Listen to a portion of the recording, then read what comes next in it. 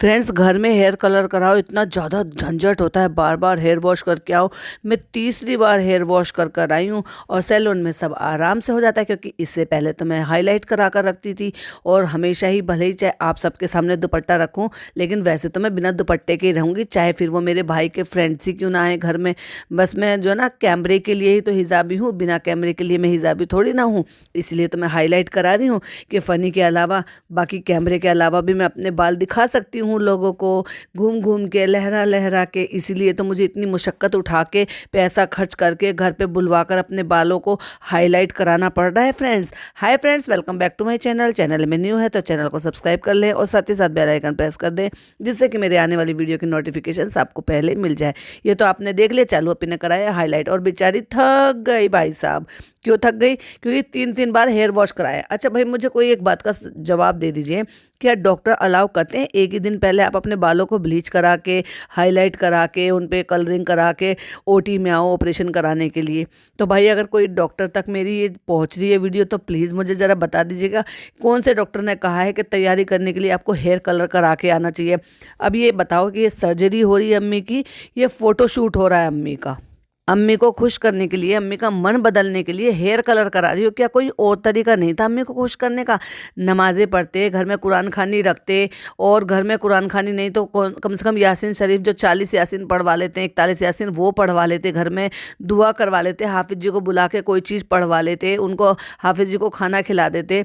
इस चीज़ से सुकून भी मिलता अम्मी को, दुआएं भी मिलती अम्मी को, और उनको राहत भी मिलती, और उनका मन भी जो है थोड़ा सा शांत होता, क्योंकि इन सारी चीज़ों से तो मन शांत होता है, अल्लाह का नाम लेने से, इन सब चीज़ों से। लेकिन हाईलाइट कराना खुशी के लिए, ये क्या कौन सा तरीका हुआ भाई? और मुझे तो इसका मतलब ही समझ में नहीं आ रहा कि कल अम्मी का ऑपरेशन है, तो हमने सोचा चलो अम्मी के भी बाल हाईलाइट करा देते हैं। और फ्रेंड्स, भाई ने हमें मना किया था कि कोई भी परेशानी है, जो भी कुछ है, जो भी दिक्कत है, उसको बिल्कुल भी नहीं बताना, और उसको बताना भी नहीं है, जताना नहीं है, एक बार भी जिक्र भी नहीं करना है अपने व्लॉग में, क्योंकि वो सारा कंटेंट तो भाई दिखाएंगे, फिर हॉस्पिटल की सारी फिल्म भी शूट कर कर वही दिखाएंगे, हमें शूट भी नहीं करने देंगे। और इसीलिए हमने आज तक ना अपने किसी भी व्लॉग में ये नहीं बताया था कि अम्मी को ये परेशानी थी और हमने अम्मी का स्कैन कराया, या हम अम्मी को कब डॉक्टर के लेकर गए, या भाई भाभी कब डॉक्टर के लेकर गए, या अम्मी को हमने कब घर से गायब देखा। भाई, ये बात की तो मुझे भी बहुत ज़्यादा हैरानी है कि वो कह रहे हैं कि हम अम्मी को लेकर गए थे, चेकअप वगैरह करा लिए थे उनके, मतलब दोनों बहू बेटा गए थे, तो अम्मी घर से गायब कब थी? हमने तो देखा ही नहीं है। हम तो लगातार देख रहे हैं जब से। हाँ, अगर चालू अपी के आने से पहले कराया हो, तो फिर जनाब ने जब अम्मी को लेटे हुए उस कंडीशन में, बिना दुपट्टे के अम्मी लेटी हुई है हॉस्पिटल की ड्रेस में, उसमें जब वो शूट कर सकते हैं, तो जब वो डॉक्टर के ले जा रहे हैं, इतना बड़ा कंटेंट जनाब शूट करने से कैसे मिस कर गए? तो भाई, ये सब पकी पकाई स्टोरी है, या अब पकाया जा रहा है, या क्या चक्कर है? या ये हो सकता है कि स्कैन में जब आया हो, जब ये चालू अपी के साथ गई थी, और ये जो है फिज़ा के साथ, और चालू अपी और उनकी अम्मी दोनों तीनों गई थी उस दिन, और उस दिन वहाँ चेकअप कराया हो, और उस दिन ये सारी चीज़ें पता चली हो। एक बार भी दोनों के व्लॉग में किसी में भी ये जिक्र आया था कि अम्मी को ऐसी इस तरह की कोई परेशानी हो रही है, या अम्मी को जो है डॉक्टर के दिखाना है, या कोई भी एक ज़रा सी भी दिक्कत है, या गायनेकोलॉजिस्ट को दिखाना है, या हमारी डॉक्टर को दिखाना है?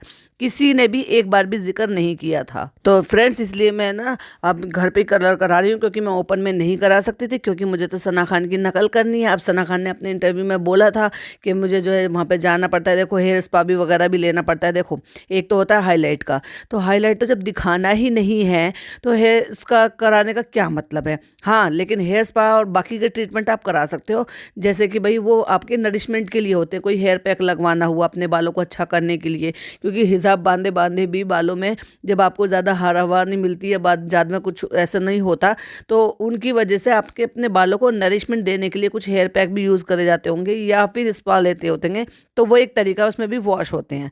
तो उसके लिए तो समझ में आ गया, तो जो कि वो सना खान बता रही थी। भाई साहब, इन्होंने कितनी बड़ी नकलची है ये, कि ये सब की नकल करती फिरती है। भाभी की नकल करती है, ये पिटारा की नकल करती है, ये सिस्टरोलॉजी की नकल करती है, फिर ये सना खान की नकल करती है, ये गौहर खान की नकल करती है। अपनी अकल से भी कुछ कर लिया कर बहन, तो उसकी नकल करने के लिए कहती है हम हाँ नहीं कर सकते। इससे पहले 1000 बार इसने कलर कराए हैं, शादी के टाइम पर भी इसने कलर कराए थे, तब तो इसने घर पे नहीं दिखाया कि मैं घर पे कलर कर रही हूँ। ये इतने अब तक कलर कराती ही रही है। ये फर्स्ट टाइम ऐसा हुआ है? आपको लग रहा है कि 2 साल में इसने हेयर कलर नहीं कराए होंगे? बिल्कुल कराए होंगे, लेकिन दिखाया नहीं है एक बार भी। अब इसको मुश्किल हो रही है, नकलची बंदर कहीं की। पहले सबसे पूछ लिए तुम क्या सोच रही हो, आप क्या सोच रही हो, तुम क्या सोच रही हो, और फिर खुद ही ना आंसर भी दे दिया है। पिज़्ज़ा सोच रही हो कि खाने के बारे में, उसको बस यही उम्मीद हो सकती है उससे कि वो सिर्फ खाने के बारे में ही सोच सकती है। अम्मी को कह दिए कि वो अपना कुछ सोच नहीं है, उसको कह दिए, शहर को कह दिए वो इसलिए सोच रही हो कि वाह मेरा यूट्यूब पे वीडियो आया होगा। ये तो तुम्हें शर्म नहीं आई कि उसका वीडियो डाला तो किस तरह से डाला, कैसे डाला है, उसके ट्रॉमा को सवाल पूछते हुए डाला है, उसको उससे खुद की बेइज्जती कराते हुए डाला है। तो अम्मी ने जो है अम्मी का सोचा हुआ बताया है कि अम्मी ये सोच रही हैं कि अम्मी की 3 दिन से तबीयत ठीक नहीं है इसलिए सोची। तो अम्मी का सोचना बिल्कुल गलत निकला। कहती हैं कि मैं तीसरी बार बाल धोने जाऊंगी, मैं यही सोच रही हूँ कितनी मुसीबत है। अब ये देखो, आपको इतना एग्जॉस्ट कराना भाई 1 दिन पहले ही सर्जरी से, क्या अच्छी बात है क्या ये? और इसका क्या मतलब था, मतलब क्या क्या हम कह सकते हैं कि क्या इतना बहुत ज़्यादा ज़रूरी था कि हेयर कलर कराना? किसी शादी में जाना था, वलीमे में जाना था, या फिर फोटोशूट पे जाना था जिसमें आपको हेयर कलर दिखाना था, या ऐड करनी थी, या उस हेयर कलर के आपको पैसे मिलने थे, जैसे कि आप हमेशा ये सब काम पैसों के लिए करती हो? क्या मतलब था आपका इतना एग्जॉस्ट उनको कराना, थकाना, और 3 3 बार उनका वो कराना? नहीं तो सैलून में जाके अम्मी का करा दिया गया होता तो वो बैठे लेटे लेटे आराम से वॉश करा लेती बाल, खुद तो उनको बार बार बाथरूम में जाना नहीं पड़ता। अब बारी आती है फनी से रिएक्शन लेने की। तो फनी रिएक्शन में देते हैं, माशाल्लाह खूबसूरत तो तुम हो ही, पर हर चीज़ की बात अलग होती है, पर तुम्हारी सादगी और तुम्हारी खूबसूरती जितनी हिजाब में और दुपट्टे में है उतनी नहीं है। तो उसके लिए जवाब दे देता, आपके लिए तो करा सकती हूँ मैं, तो बस आपको ही दिखा लो ना भाई, क्यों कराने की क्या ज़रूरत थी तुम्हें? ये मुझे तो ये समझ में ही नहीं आ रहा, पैसा वेस्ट किया, घर पे बुलाया, इतना थके भी, इतनी परेशानी भी उठाई, 3 3 दफ़ा हेयर वॉश करने के लिए भी गई थी, जब भी ढकना है जब भी ढकना ही है। और वैसे भी फनी को तो तुम हर हाल में ही अच्छी लगती हो, वो कह भी रहे हैं 500 किलो की हो जाओ तो भी मुझे कोई फ़र्क नहीं पड़ता, तुम मुझे हमेशा ही अच्छी लगोगी, और तुम्हारी सादगी मुझे अच्छी लगती है, तो सादगी में रहो ना, क्यों हाईलाइट करा रही हो ज़बरदस्ती की? और जब ये रिकॉर्ड हो रहा है तो जो है सामने से कमरे का दरवाज़ा खुला हुआ है, अम्मी इधर से उधर पास हो रही हैं, उधर से उधर पास हो रही हैं बिना दुपट्टे के। तो कलर दिखाई दे रहा है कि कॉपर कलर कराया है उन्होंने अपने हेयर पर, देखो मैंने स्क्रीनशॉट लगाया है। और मैंने कहा था ना रात तक मैं कुछ ना कुछ खा ही लूँगी, तो बस अब मैं हम वही खा रहे हैं। तो खाना आज भाभी ने भेज दिया था, हम वही खा रहे हैं, मटन। अब देखो, कहाँ तो हल्का खाना खाना था, क्या क्या गिना रही थी, दाल रोटी चावल सब्जी, यानी कि संतुलित आहार, और क्या खा रही है, वाह वाह चालू अपी, क्या दिमाग है, तुम बस इतना ही संतुलित आहार सोच सकती हो, चिकन मटन चिकन मटन। अब देखो, लेट खाना खा रही है और रात में 2 बजे वॉक कर रही है, और उसके बाद ये फिर सोएगी, और फिर उसमें भी थोड़ा बहुत तो टाइम लगता ही है। तो अब सोच कर देख लो इसका शेड्यूल सोने का और उठने का क्या है, इसकी दिन की सुबह कितने बजे होती है। ये सारी चीजें जो है सिखा रही है लड़कियों को, नई बच्चियों को। क्योंकि देखो भाई, एक शादीशुदा औरत होने के बावजूद इसको ना ही सास ससुर की चिंता, ना ही घर की चिंता, ना ही घर के काम की चिंता, ना ही इसको घर की जिम्मेदारियों की चिंता, ना ही इसको इस चीज़ का डर है कि मुझे टाइम से उठना है, टाइम से सोना है, मुझे काम टाइम से निपटाने हैं, अगर मैं देर से उठूंगी तो मेरे सास ससुर क्या सोचेंगे। तो इसको किस बात की चिंता है? तो जैसे ये अपनी ज़िंदगी के मज़े ले रही है, ज़िंदगी इंजॉय कर रही है ना, वही ये सारी चीज़ें दिखा दिखा के इन्फ्लुएंस कर रही है नई लड़कियों को। इसी से सीख सीख कर नई लड़कियां भी यही करेंगी कि सास ससुर से अलग रहेंगी, लड़के को लेकर अलग रहना चाहेंगी। तो इस चीज़ से मुझे प्रॉब्लम है। और अब बैठ के फनी भाई बताते हैं कि आप सबको याद होगा, हमने अपना नमाज रूम रेडी करवाया था, तो उसमें जो उन्होंने भैया ने हमारा काम करा था, उनके हमारे पैसे रुके हुए हैं, हमारे पास 40,000 रुपये। अब ये देखो जरा, मेरे सब्सक्राइबर ने भी मुझे कमेंट करके बताया कि नमाज रूम इनका लगभग रमज़ान से पहले इनका ख़त्म हो गया था, पूरे रमज़ान निकल गया, और रमज़ान के बाद ईद आती है, ईद को भी आज निकले हुए 10 11 दिन हो गए हैं, मतलब ज़्यादा ही दिन हो गए हैं ऊपर। उसके बावजूद भी ये सोच कर देखो, इन पे पैसों की तो किसी चीज़ की कमी नहीं है, दिन रात दुनिया भर का पैसा खर्च कर रहे हैं, और कमा भी रहे हैं, और उतना ही खर्च भी कर रहे हैं, और किसी का मेहनताना देने में इतने। ये कहा है पता है इस्लाम में, ये है कि अगर कोई जो है मजदूर काम कर रहा है और कोई मेहनत कर रहा है, उसका पसीना सूखने से पहले पहले उसका मेहनताना देना फ़र्ज़ है उस बंदे पर, ये अल्लाह का हुक्म है। और उसके बावजूद भी, इतने पैसे होने के बावजूद भी वो बंदा जो है पैसे मांग रहा था, और इन्होंने उसके पैसे नहीं दिए, मतलब 40,000 रुपये रुके हुए हैं, जबकि नमाज रूम कब का रेडी हो गया, उसको 1000 बार साफ़ कर दिया, 1000 बार फैला भी दिया, और पूरे दिन 10 12 दिन वहाँ पे भी रह आई, ससुराल भी रह आई, फिर वहाँ से आए हुए भी इतने दिन हो गए हैं, और नमाज रूम रेडी हुए हुए भी इतने दिन हो गए, और उसका काम ख़त्म, पैसा उसको फिनिश कर देना चाहिए था, लेकिन उसका पैसा उसके मरने के बाद दिया तुमने। शर्म आनी चाहिए, और वो भी दिखा दिखा के।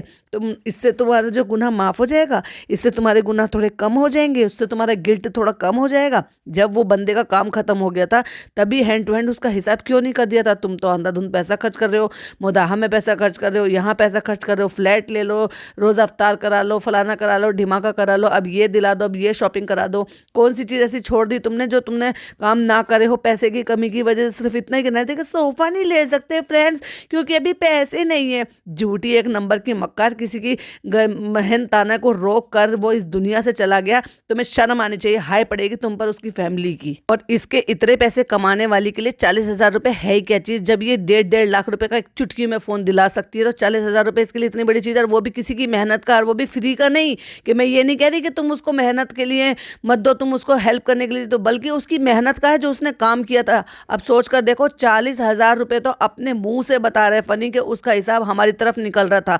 अगर हिसाब निकल रहा था तो उसको घर से जाने से पहले उसका हिसाब क्यों नहीं क्लियर कर दिया गया? क्यों नहीं उसके पैसे दे दिए गए? उसको हार्ट अटैक आया था, अगर एंड टाइम पे उसकी फैमिली वाले उसको हॉस्पिटल भी लेकर गए होंगे, उनको हॉस्पिटल में भी पैसों की जरूरत पड़ी होगी।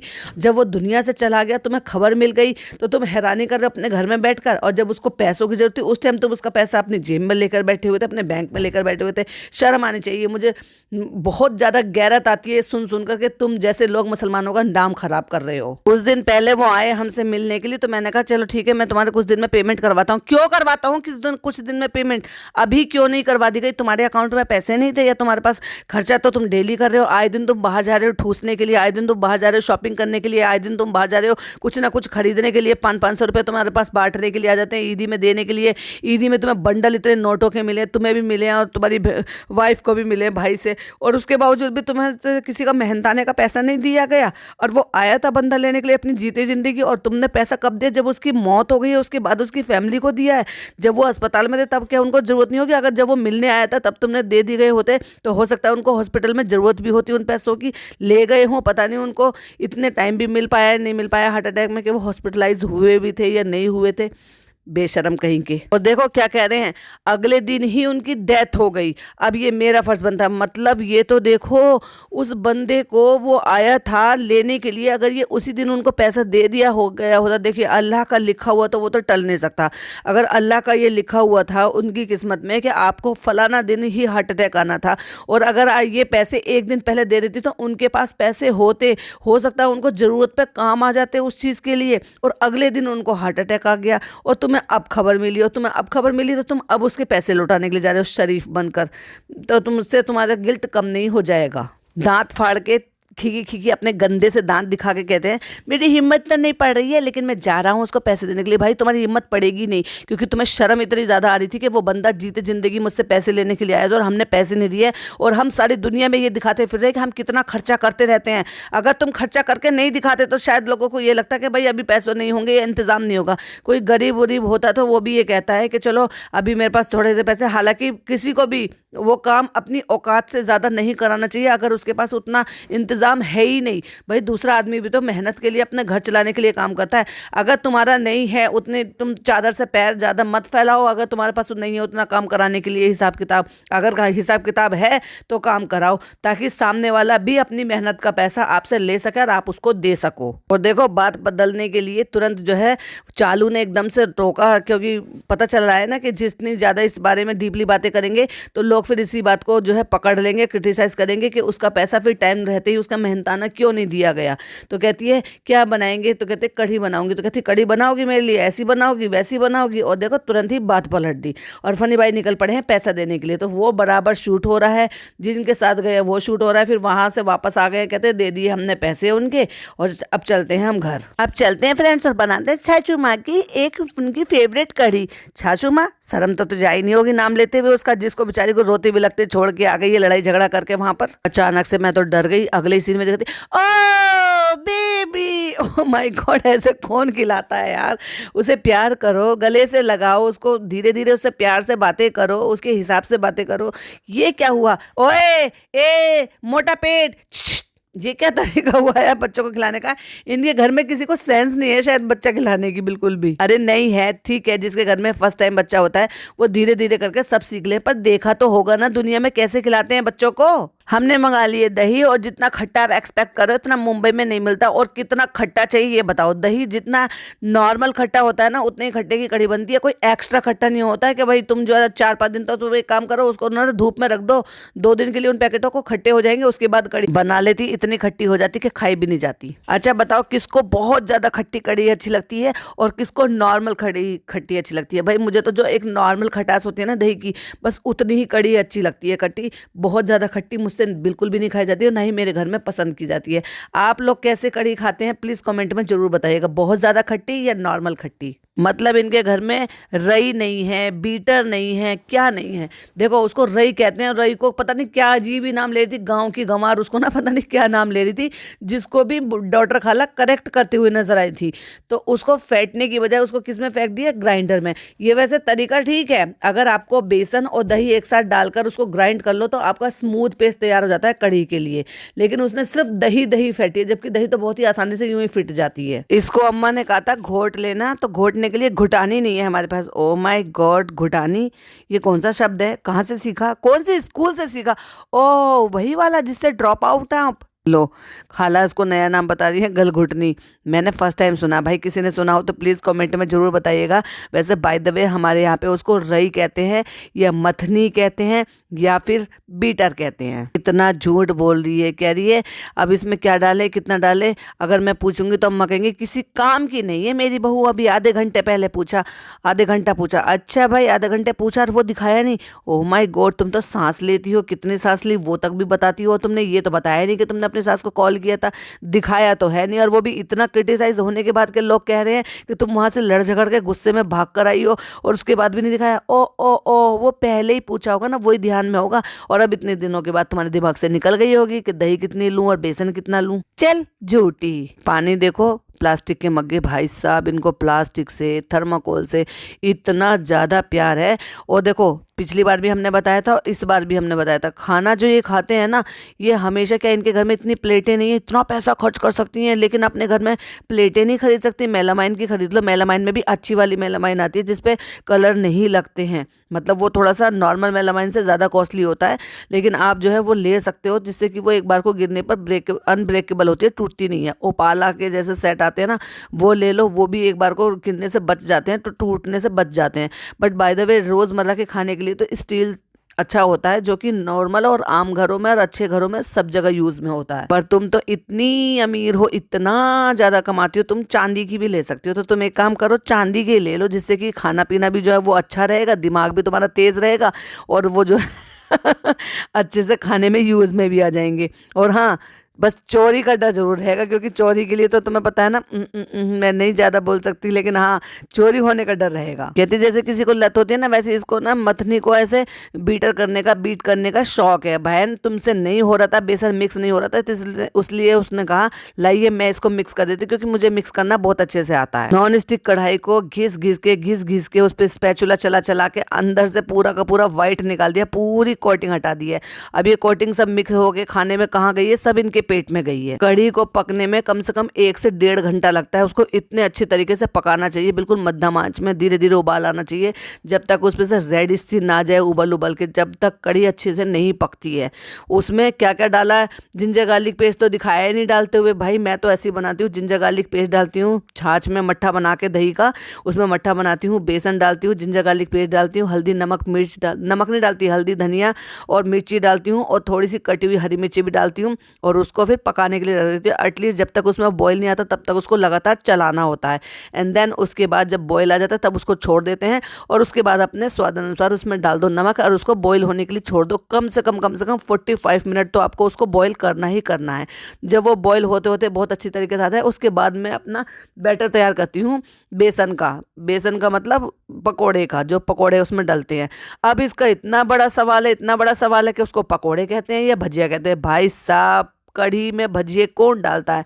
भजिए होते हैं एक्चुअली वो जो आप मिक्स कर कर बनाते हैं, यानी कि प्याज के, आलू के, पालक के, वो सब चीज़ें जो मिक्स कर कर बनाते हैं ना, उनको भजिए कहते हैं। और मुंबई में भजिए कहा जाता है।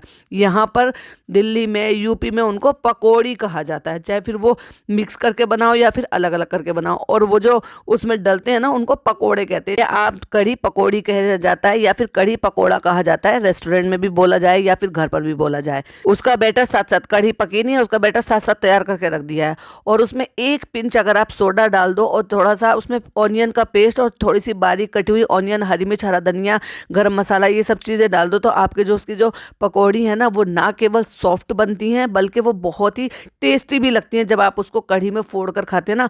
अगर आप नहीं डालते हो तो कभी इस हिसाब से बना कर देखिएगा। जब आप उसका बेसन घोलते हैं ना, तो उसमें एक चुटकी तो थोड़ा सा खाने का सोडा डाल दीजिए और उसमें कटी हुई थोड़ी सी प्याज डाल दीजिए। वो जो छोटी छोटी सी चॉपर में जो काट लेते हैं ना, वो वाली। एक अनियन बहुत है। और 1 या 2 चम्मच onion paste, ginger garlic paste, थोड़ा सा गरम मसाला, नमक, मिर्च और हरा धनिया कटा हुआ, वो सब डाल के, और थोड़ा सा पिसा हुआ गरम मसाला जरूर डालना, जिससे कि उसका जो फ्लेवर है ना, वो बहुत अच्छा आता है। और फिर बैटर को अच्छे से घोल कर उसको सेट कर कर रख दें। उससे आपको बेसन को बहुत ज़्यादा पतला करने की ज़रूरत नहीं पड़ेगी, क्योंकि आपने सोडा डाला है, ऑनियन डाला है। उससे वो आपकी जो पकोड़े हैं वो अंदर से बहुत सॉफ्ट बनेंगे। और फिर पकती हुई पकौड़ी में उनको छोड़ दीजिए और 10 से 15 मिनट के लिए, पकौड़ी डालने के बाद भी आप उसको बॉईल आने ही दें और उसके बाद तड़का लगाएं, तो कढ़ी आपकी बहुत टेस्टी बनेगी। पकौड़े आपके बहुत ही ज़्यादा सॉफ्ट, एक इशारे से ही फूट जाएंगे, ना कि ऐसे नहीं जो मेहर ने मुँह पर ही बोल दिया था कि पकौड़े तो इतने टाइट है कि मैं ऐसे दबा रही हूँ तो उछल रहा है। सच में मुझे कितनी हंसी आई। मैंने कहा अरे भाई साहब, आज कढ़ी अच्छी बना दी तो पकौड़ी में पचका कर दिया। भाई साहब, झूठ बोलने की और झूठी मूठी तारीफ करने पे तो ना पीएचडी हासिल कर रखी है पूरी फैमिली में। और फनी भी अब आके ऐसे हो गया। पहले शुरू शुरू में मैं समझती थी फनी ना जेन्युइन रिएक्शन देता है, बट जेन्युइन नहीं है वो। तो इन सबसे ज्यादा फेक आदमी है, सबसे ज्यादा फेक है। अगर फेक ना होता तो पहले कुछ और बाद में कुछ ना होकर ना, जैसे पहले था वैसे ही रहता वो। फनी ऐसा नहीं है, फनी मेरे वाइटी के पीछे नहीं है, फनी को मेरे फ्लैट से, मेरी गाड़ी से कुछ लेना देना नहीं है। और अब उसको गाड़ी से भी लेना देना है दिन रात, और अब इसको फ्लैट से भी लेना देना है, क्योंकि उसी फ्लैट में रहता है और अम्मी के घर जाने के लिए मना भी करता है। और अब उसको उसी वाइटी के पैसे पे ऐश भी करना है। उसी की वजह से अपने मुदाह का घर बना लिया, उसी की वजह से फ्लैट खरीद लिया, उसी की वजह से छोटा मोटा वो मुदाह में बिजनेस शुरू कर लिया, उसी की वजह से रेस्टोरेंट खुल रहा है। तो क्यों मतलब नहीं है वाइटी से? बिल्कुल मतलब है। कहता है अम्मा की कड़ी है और तुम्हारी कड़ी है, इतना सा भी फर्क नहीं है उसमें। फर्क तो है ही ना। फर्क तो शहर ने बता ही दिया कि पकौड़ी इतनी ज्यादा टाइट है कि उससे फूट ही नहीं रही है बेचारी बच्ची से। और वो जो कहती है पर आपने ये क्या कर दिया, देखें फ्रेंड्स, तो कहता है पर पकौड़ी थोड़ी सी टाइट थी, मैंने उसको दबाया तो वो उछल गई होगी और उसकी वजह से कढ़ी जो है नीचे दस्तरखान पे बिछ गई है, जो भी उन्होंने वो दस्तरखान वगैरह बिछाया हुआ है। और यही सेम बात शहर ने बोली है कि पकौड़ी इतनी ज्यादा टाइट है कि टूट नहीं रही है। क्यों भाई, उसमें क्या ऐसा मिला दिया था जो पकौड़ी इतनी ज्यादा टाइट कर दी है? कहती मैंने सोडा नहीं डाला है। अम्मी आपको कैसी लगी? अच्छी लगी। अब भाई साहब, भाई अच्छा लगा, अच्छा लगा। जैसे हम पहले भी कह चुके हैं, एक परफेक्ट एक डायलॉग तो दिया ही गया है हर चीज में, वो तो बोलना ही बोलना है हर किसी मेंबर को। कहती है टाइट हो गया होगा मसाला। यार मसाला किसको कहते हैं? ये मसाले होते हैं जो डलते हैं। ये बैटर को भी मसाला कहती है, बेसन को भी मसाला कहती है। अरे बहन, कुछ तो सीख ले कम से कम। बनाना बाद में सीखना, तुम पहले बोलना सीख लो। उसको रई कहते हैं, उसको बीटर कहते हैं, उसको मथनी कहते हैं जिससे मथते हैं। इसको बेसन का बैटर कहते हैं, ना कि मसाला कहते हैं। लो भाई, तुम पास हो गई हो कढ़ी बनाने में, पक्का कह रहा हूं मैं। अब भाई साहब आप एक बात बताइए, और कितनी चीजों में एक एक करके इसको, एक साल में एक चीज में एक में पास होगी, दूसरे साल दूसरी चीज में दूसरी बार पास होगी, ऐसे करके हाँ 30-35 साल में ये सीख ही जाएगी 30-35 चीजें। तो शुक्र है कुछ तो बनाने लगी हूँ मैं। अपने आप ही शुक्र कह रही है खुद को।